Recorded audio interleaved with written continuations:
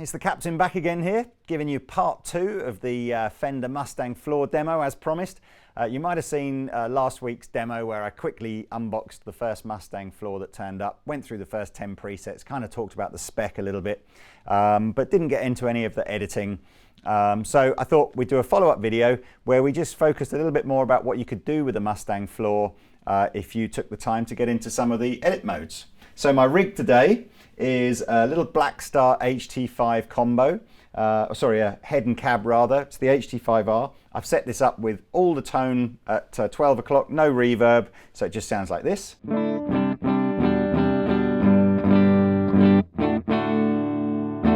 So real clean. I've just found an old Epiphone Les Paul Ultra 2 that I think Pablo was repairing, but he's repaired it now, so I thought I'd pinch this and do the demo on this, so it's not a terribly expensive guitar. And of course down here we've got the brand new Mustang Floor, which Tim has kindly set up with a close-up camera on so you can see with my finger what's happening on the menus. So what I've done, I've turned all of the effects off for a preset at the moment, and what I'm going to do is I'm going to build a preset. So I'm not going to go through all the different presets, but I'm going to give you an idea of the sorts of tones that you can create. It's pretty simple to use. I've just been fiddling around for the last 5 minutes or so, haven't bothered to really open the manual up, just doing it all the man way, which is just press all the buttons and see what happens. So normally these pedals are actually laid out so that what you'd actually introduce first is your amp model and your reverb, your distortions and modulations. But I kind of like to go through this in a slightly different way. I find it quite hard to sort of get a nice sound without sort of reverbs and things like that. So the first thing I'm going to do, so if we close up on the little camera, you'll see I'm set to sort of studio preamp mode, which is basically a flat mode. The first thing I'm going to do is I want to introduce an amp setting. So what I would do is I would press and hold the button that says amp on it. It's pretty simple. And then use the wheel, and you should be able to see already on the close-up here, to choose the amp that I want it to be. As you'd expect with a Fender Mustang, there's lots of Fender models, everything from all your classic kind of Princetons and deluxe reverbs and the original 57 champs, right through to the modern higher gain, what are they called? I can't remember. It's the high gain, it's the Supersonic, that's the one I was trying to remember. So let's just see how close they get with some of the originals. So here's your blank tone again. And if I pop it across to the first one, the 57 Deluxe. See, that's a little bit of a driven sort of.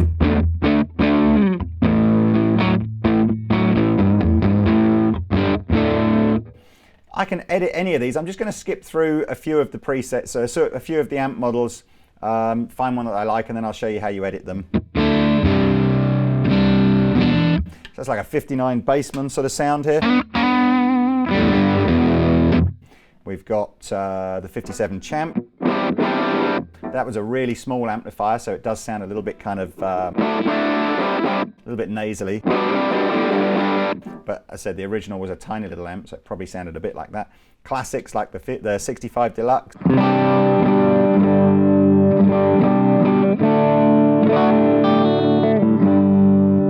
And into some amps that you might be familiar with now, Princetons. The Twin. You hear that bass end coming on the Twin.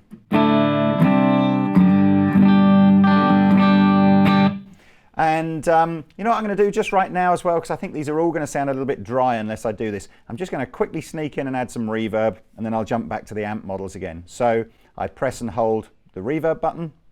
The first one that comes up is a Fender 65 reverb, and you can hear. That's actually okay. I'm just going to leave that and I'll come back to the reverbs later on in the demo. So we're back in the amp mode now. I just literally press and hold the amp button and I jump back to it. We're still on that 65 Twin. I'll keep going through a few, some higher gain ones like the Supersonic.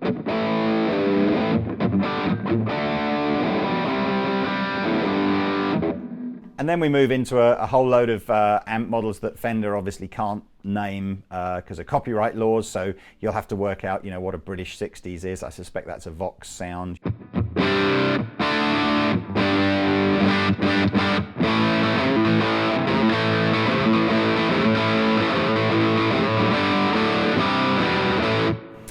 We've got British 70s, I expect that's Marshally.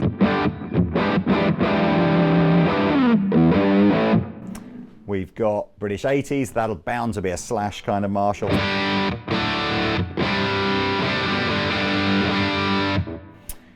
Anyway, this goes on. American 90s, probably a Boogie.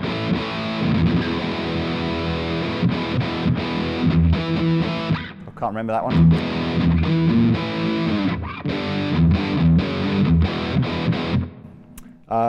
Metal 2000. And I think, yes, we're back to the beginning again. So we're just going to go into how you would actually edit each individual amp model. Now I hope you can see this on the close-up here, because it's ever so simple. By just pushing the big data wheel around, you'll see different icons sort of highlight, if you like, on the screen. There are 2 pages of amp stuff. Actually, there are 2 pages, sorry. So page 1, I can adjust the gain. So if I want to clean the sound up.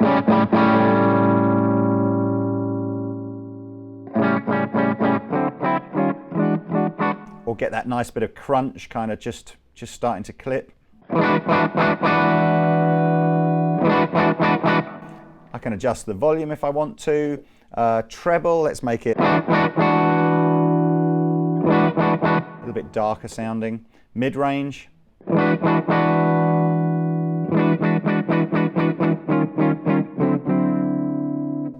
Bass end. Just like you would if you had a normal amplifier, to be honest with you. So you whiz through that. Actually, we've even got reverb on here. I'm kind of surprised you don't normally see the reverb. You normally have to go into the effects section. Yeah, we kind of got... That's cool. So it's actually allowing me to edit the reverb as part of the patch. Not seen that done before. Part of the amp patch. That's cool. And then we can do sag, bias, gate, cabinet emulation. There's a whole heap of stuff that I could play around with here, but you get the idea.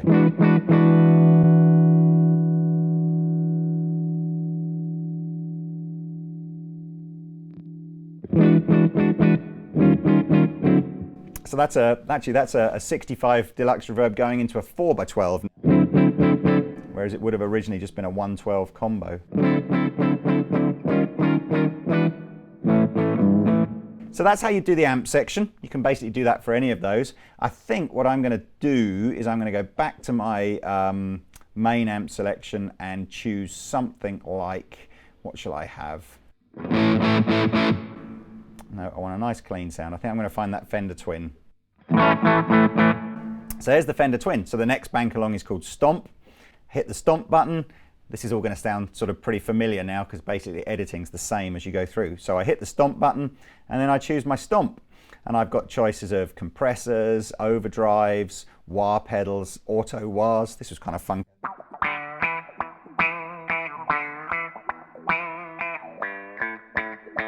A little quieter, that one, isn't it? But fuzz pedals. It's that dirty old fuzz kind of sound. Here's the drive. And just like we were on the amp settings, I can change the settings just like I had a real pedal. So if I'll get the drive pedal. Hit the data wheel once. Skips to the first one, hit it again, the second one, which is gain, that's the one I really want, so back it down. Or drive it hard.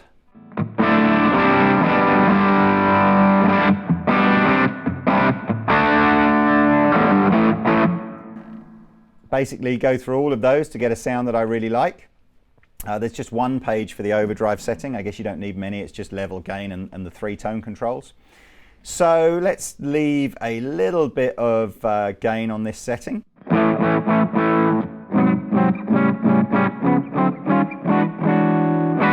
And move along to the next one, which is modulation. So modulation will be anything that kind of makes the sound modulate or flutter, like a chorus or a flanger or a tremolo. So the first one is a regular chorus.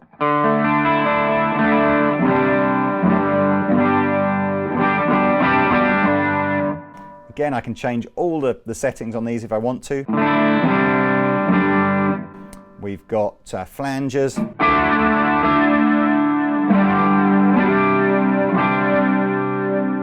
I can here. It's kind of like a sort of more spaced out kind of chorus effect. We've got vibratone.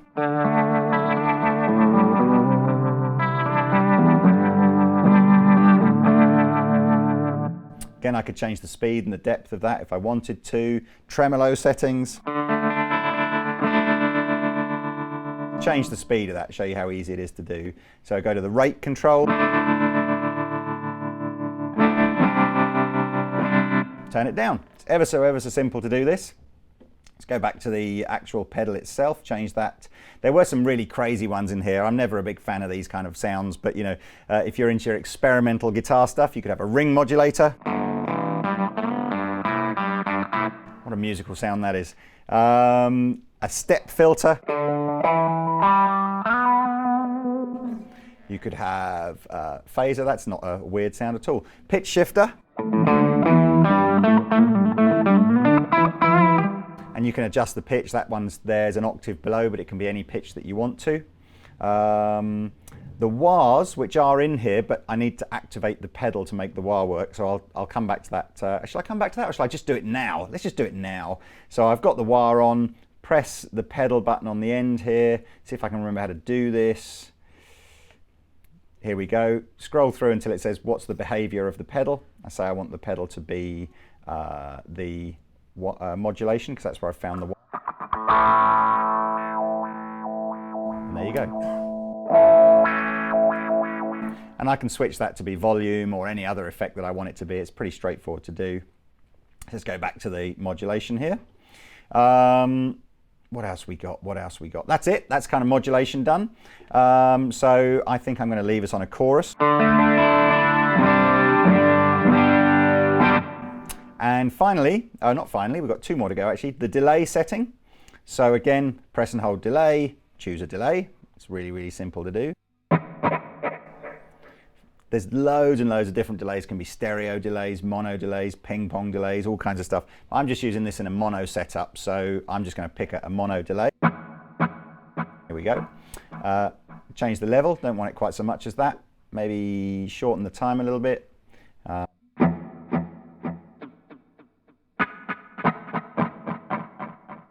Have a few less repeats. It's really, really simple to use.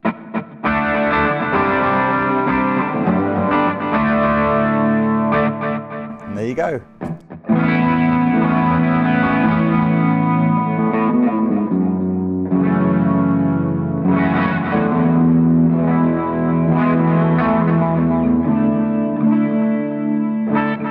Bit of Purple Rain in 2-minute demo there. So that's kind of your delay bank done. And then the final one is your reverb bank, where again, press and hold, choose different types of reverbs. You can have anything from a small hall through, in fact, that's a pretty big hall, wasn't it? Small room even. Through to like big chasm type, you know, cathedral type reverbs. Here we go.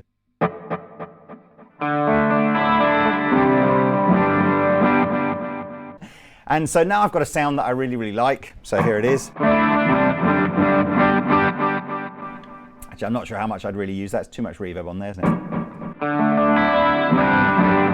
So you get the idea. You have a sound that you really like, you hit the save button, and then basically you, at the moment, it's just going to save over the patch that I started on called Country Deluxe, but I can move it to a different patch if I want to. Press save again, and there we go. I can even change the name of the patch if I want to, call that, you know, Purple Rain or whatever I want to call it. So that's the end of kind of part one of the demo. What we're now going to do is a quick comparison between, we like the sound of this through an amplifier, but does it sound any good plugged straight into an interface to use for recording? So what we'll do next is set this up with it going into an amplifier and into the interface. I'll find a nice kind of drive sound that I like, and we'll just cut between you hearing the sound through the amplifier and you hearing the sound through the interface. Okay, what you're going to hear now is 3 of the presets, intro, clean, Whitechapel Heavy, and the Bassman Drive. These are just the regular presets that come on here. And what you're going to hear is a little 5-second or 10-second clip of me playing plugged straight into the interface, and then you'll hear essentially the same riff, if I can remember what I played, plugged into the combo. So you can kind of compare how realistic does it sound, and could you really use this as a recording tool into your computer. So we're using the XLR output to go to the interface and the regular jack output to go to the guitar. So here's the clean sounds. So this is intro clean.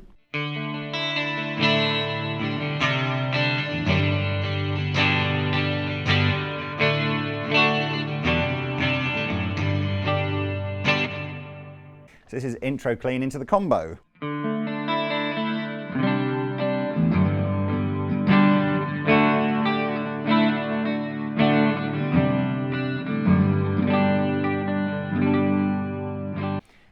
What you guys need to know as well, when I'm switching between the interface and the combo, I'm going into the utility menu and just telling the Mustang Floor whether I'm plugging into a combo or plugging into a PA system, and then it's going to kind of compensate for sort of the EQ. This is Whitechapel Heavy.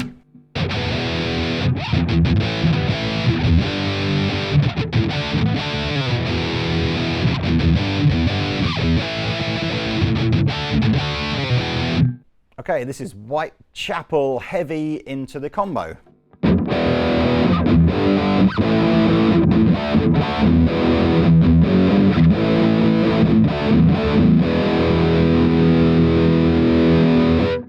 Okay, and this is the Bassman Drive straight through the interface.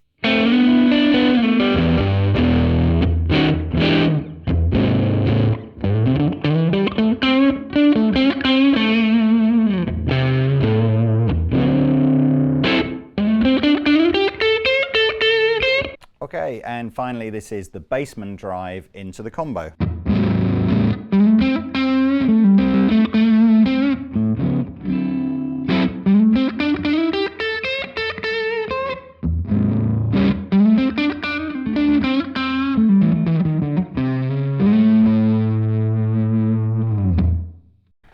Cool, so there's your little rundown of what the Mustang Floor does. As I said, the product sells for about £225 at the moment, so it's crazy value.